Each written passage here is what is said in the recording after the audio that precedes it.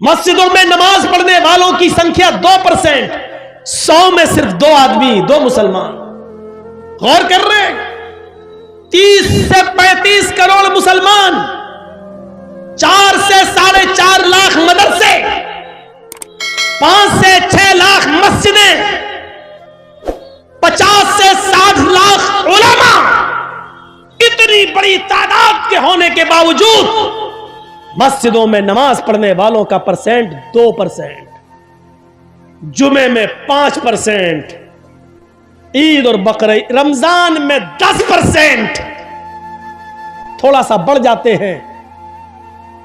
ईद और बकरीद में यह तादाद बढ़ के 15 और 20%, ये 80% कहां गए? और 5 वक्त होने वाली नमाज में 98% मुसलमान कहां? यह मुहासिबा कौन करेगा? यह हिसाब कौन करेगा?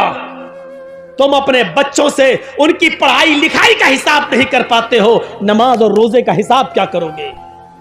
अल्लाह के रसूल ने हिसाब किताब बताया था, जब तुम्हारा बच्चा 7 साल का हो तो नमाज पढ़ने का हुक्म दो। ना पढ़े कोई बात नहीं, कभी पढ़ेगा कभी छोड़ेगा, लेकिन 10 साल का हो तो मार मार के नमाज पढ़ने ले जाओ। अगर नहीं पढ़ता तो मारो।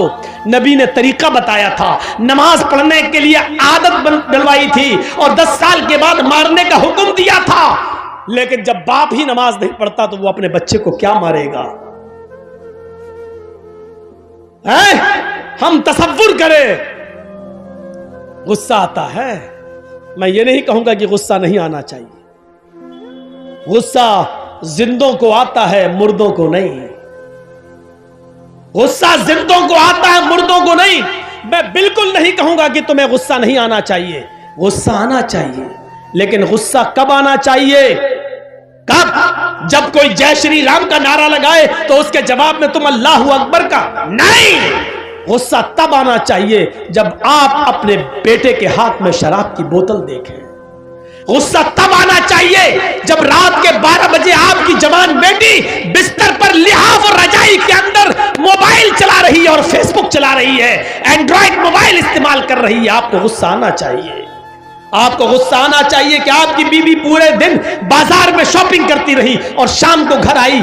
आपको गुस्सा आना चाहिए कि बेपर्दगी के साथ वो घर से निकली तो किसकी इजाजत लेके गई।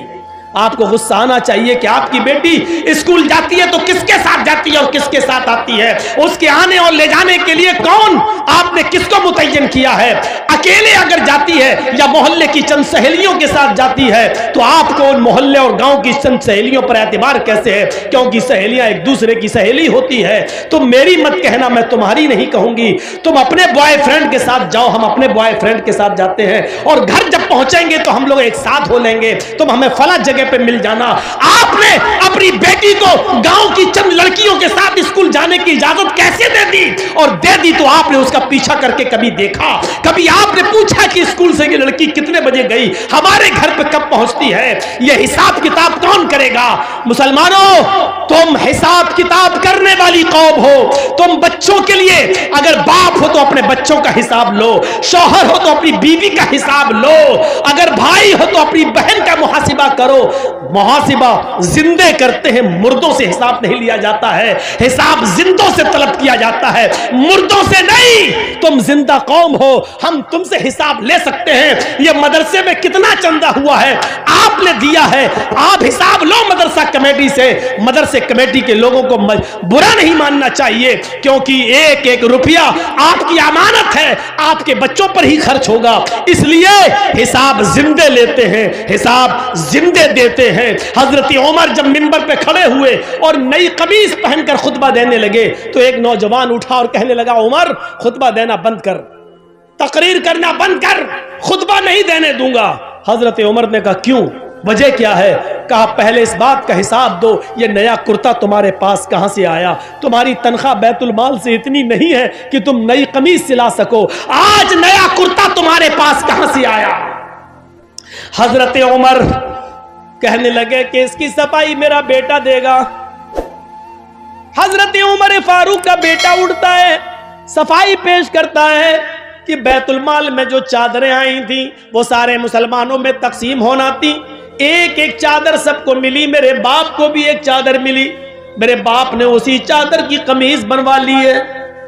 नौजवान खड़ा होता और कहता, अमीरुल मोमिनीन, एक एक चादर सबको मिली थी, मुझे भी मिली थी। मैं दर्जी के पास गया था, टेलर के पास गया था, मैंने अपना माप दिया, उस चादर में मेरी कमीज नहीं बनी। तुम तो हमसे ज्यादा लंबे हो, हमसे ज्यादा चौड़े हो, हमसे ज्यादा लंबे चौड़े हो और मोटे तंदुरुस्त भी हो, फिर तुम्हारी एक चादर में कमीज कैसे बन गई? उनके बेटे ने खड़े होकर जवाब दिया, नौजवान, एक चादर मुझे भी मिली थी, सबको एक एक चादर मिली थी, मेरे बाप को भी मिली, मुझे भी मिली, सबको एक एक मिली, तो उसमें मुझे भी मिली।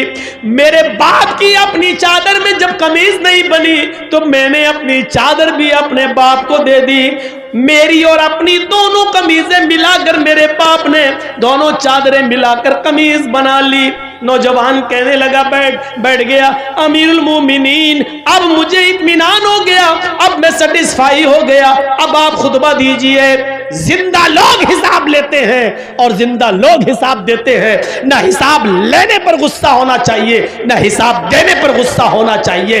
हिसाब जिंदे लेते हैं, हिसाब जिंदा देते हैं। गुस्सा जिंदों को आता है, मुर्दों को नहीं। हम नहीं कहते कि गुस्सा दबाओ, हम नहीं कहते कि गुस्से को तुम पी जाओ, हम कहते हैं गुस्सा उठाओ, गुस्सा उभारो, गुस्सा निकालो, भड़ास निकालो, लेकिन जायज जगह पर, नाजायज जगह पर नहीं। अल्लाह के नबी को भी गुस्सा आता था और गुस्सा इतना आता था कि आपकी आंखें सुर्ख हो जाती थी और ऐसा लगता था जैसे किसी ने अनार का रस, अनार का जूस किसी ने नबी अकरम की आंखों में डाल दिया हो। इतना गुस्सा आता था जनाबे मोहम्मद रसूलुल्लाह को, लेकिन नाजायज बात पर नहीं, जायज बात पर गुस्सा आता था।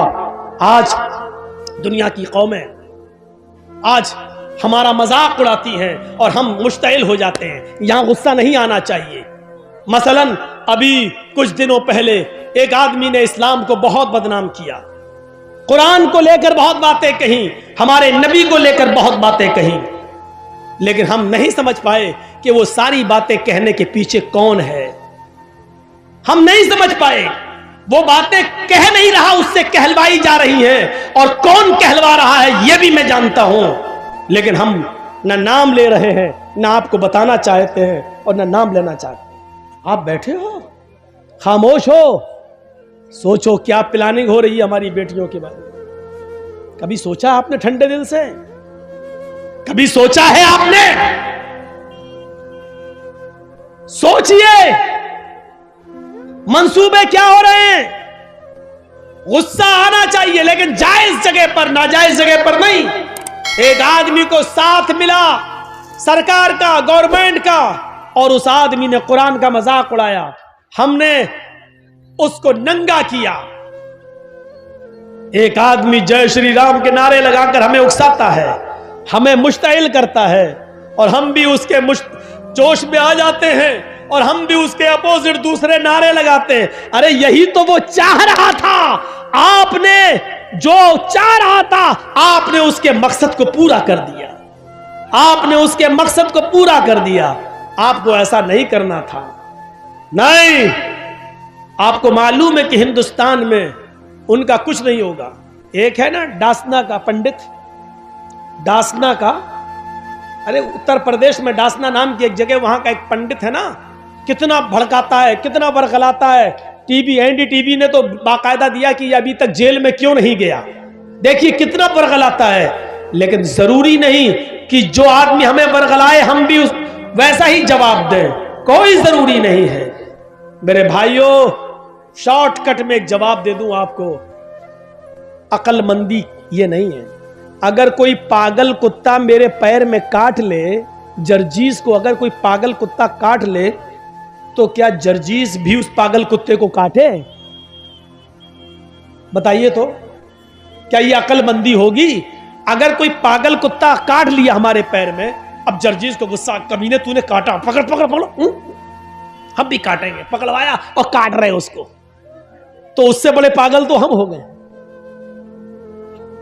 तो कुछ लोगों का दिमाग खराब हो चुका है, किस नशे में हो चुका है? उनके साथ पुलिस की ताकत है, उनके पास एसएसपी और डीएम की ताकत है, उनके पास हुकूमत की ताकत है। वो जानते हैं हम कुछ भी कह देंगे हमारा कुछ नहीं होगा। इस नशे में, हुकूमत के नशे में, पुलिस और एसपी और डीएम की ताकत के नशे ने उनको पागल कर दिया है। वो हमें वरगलाएंगे। अक्लमंदी यह है कि उनके वरगलाने में हम ना आए। हाथी का काम होता है खामोशी के साथ चलते रहना, और कुत्तों का काम होता है भौंकते रहना। अगर हाथी भौंकने वाले कुत्तों को पीछे मुड़ के देखने लगा तो हाथी जिस मंजिल पे जाना चाहता नहीं पहुंच पाएगा। हाथी चलता रहता है, वो जानता है कि ये कुत्ते हैं, इनकी आदत भौंकने की है, भौंकते रहेंगे, थक जाएंगे, खुद ही छोड़ देंगे। इन भौंकने वाले कुत्तों को उनकी हालत में छोड़ दो। हम भौंकने वाले कुत्तों का नाम भी ले देते, लेकिन इन यूट्यूबर वालों की वजह से नहीं ले रहे हैं। आप समझ जाओ, और जिसने इन भौंकने वाले कुत्तों को समझ लिया वो पूरी तकरीर समझ गया। समझ लो कि वो कामयाब हो गया। मेरे भाइयों, ये यूट्यूबर वाले तुम्हें समझने नहीं दे रहे हैं, लेकिन हमने तुम्हें समझा दिया इशारों में। जो इन भौंकने वाले कुत्तों को समझ जाए वो पूरा जलसा समझ गया, और समझ लो कि मुखिया जी के कराए हुए जलसे को आपने कामयाब कर दिया। मेरा इशारा समझ जाओ, भौंकने वाले कुत्ते कौन हैं, और हाथी बनने की कोशिश करो। खामोशी के साथ चले जाओ और भौंकने वाले कुत्तों के भौंकने का जवाब मत दो। यही तुम्हें इस्लाम ने सिखाया है। अपनी आदत बदलो, वरना काटे जाओगे और मारे जाओगे, पकड़े तुम ही जाओगे।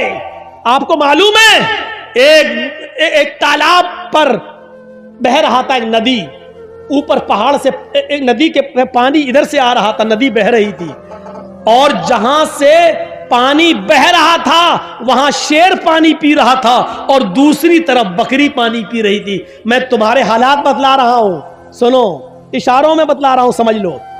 उधर पानी शेर पी रहा है, इधर पानी बकरी पी रही है। पानी शेर की तरफ से बहता हुआ आ रहा है, और बकरी।